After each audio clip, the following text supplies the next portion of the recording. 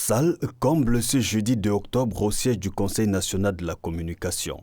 L'organe de régulation des médias prend de nouveau la parole et dès l'entame pointe une série de manquements et d'irrégularités relevés par ses équipes de monitoring.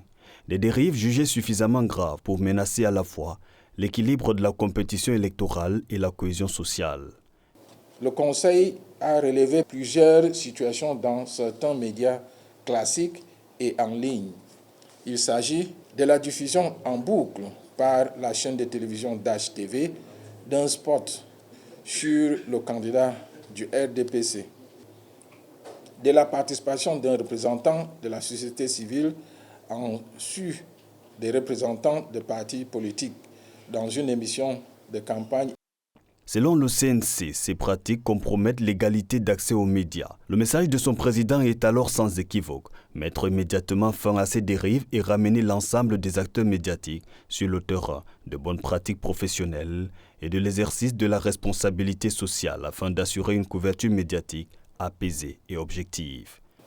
Le Conseil s'insurge contre cette pratique qui va à l'encontre des mesures édictées par le régulateur, demandant à l'ensemble des médias audiovisuels diffusant au Cameroun de mettre un terme durant la campagne électorale à toute autre émission à caractère politique pour ne laisser la place qu'aux celles offrant un espace de propagande électorale et de discussion entre les candidats ou leurs représentants. Cette exigence, insiste l'institution, vise aussi à préserver la transparence et le pluralisme, condition indispensable à la crédibilisation du scrutin.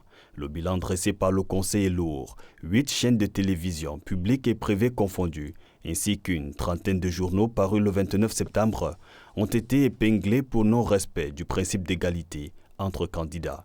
Aux côtés du CNC, l'Organisation internationale pour les migrations a également lancé un appel exhortant les acteurs politiques et médiatiques à faire barrage aux discours de haine et aux actes de vandalisme. L'ensemble du système des Nations Unies a apporté une modeste contribution au Conseil national de la communication. Et c'est cela que nous avons apporté ce matin à travers un certain nombre d'équipements informatiques pour permettre à ce que, à partir de la salle de suivi, il puisse y avoir une observation constante des discours qui sont véhiculés sur la toile.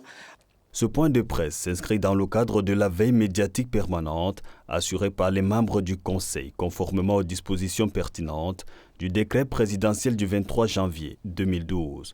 Au final, il s'agit de garantir une couverture médiatique responsable, équilibrée et respectueuse des lois et règlements.